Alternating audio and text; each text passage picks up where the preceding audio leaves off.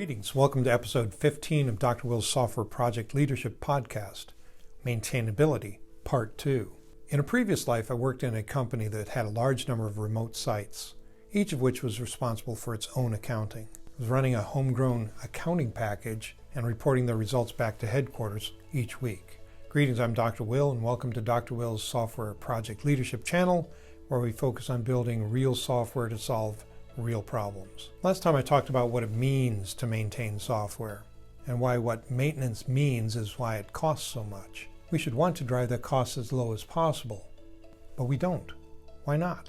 If you've already subscribed to the channel, thank you very much. Appreciate that.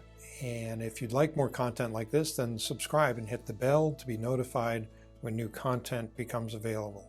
So this accounting package was written at least 20 years before I arrived on the scene. It was written to run on an IBM System 36, so it was written in RPG-2, which is not Rocket Propelled Grenade 2, but rather Report Program Generator 2.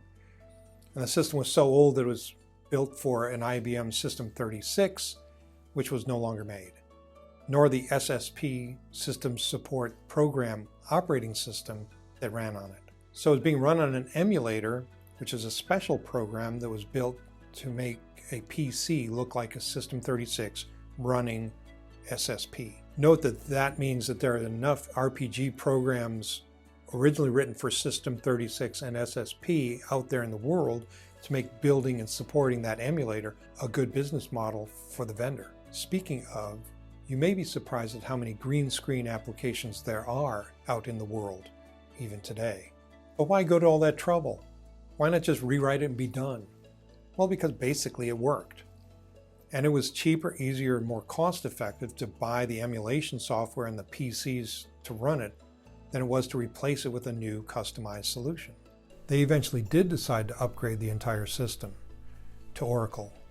Obligatory digs at Oracle, duly noted, but it was done in a project that spanned many years and cost a lot of money. It will never, and I know never say never, but it will never be the case that you decide to redevelop an application, you will restrict yourself to just rewriting the program, a bug-compatible replacement. It will always, I know, never say always, but it will always be the case that you will hear the siren song of, well, as long as we're doing this development anyway, we really should, and insert the new favorite system hobby horse that everybody has. In fact, the more stakeholders you involve, the more hobby horses will appear. Eventually, you will have a stampede of them charging at you across the arid plain of unrequited software projects. And the replacement project, model airplane, quickly becomes a business-critical moonshot. Successful software gets changed. It also tends to hang around for a long time. The crafting software that is easy to maintain is usually not on the forefront of the developers' minds while they're in the throes of development. Why? Why not? Partly because the new moonshot project is under budgeted. Remember, we were only going to build a replacement, and already behind schedule. Again, remember? As the costs mount and the schedule keeps slipping, pressure increases to get the damn thing out the door. So corners are cut. Corners that don't matter until later, after deployment. Ease of maintenance, known as maintainability, comes at a price, unsurprisingly. It takes some effort to build the thing right. The cost and time and money of building things right in the first place is much lower than it's going back and redeveloping the thing yet again after the cost of maintenance of the business critical system has started to eat the entire IT budget.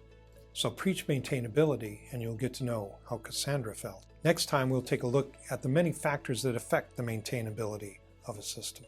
This channel is dedicated to helping software projects succeed not just in the short term but in the long.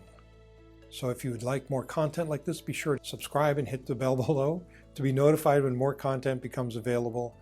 Also, if you have any questions, issues, complaints, concerns, I can layer in more things if I want, and we'll be happy to entertain them later. That's it for me, for you for now. You have a great day and a great week ahead.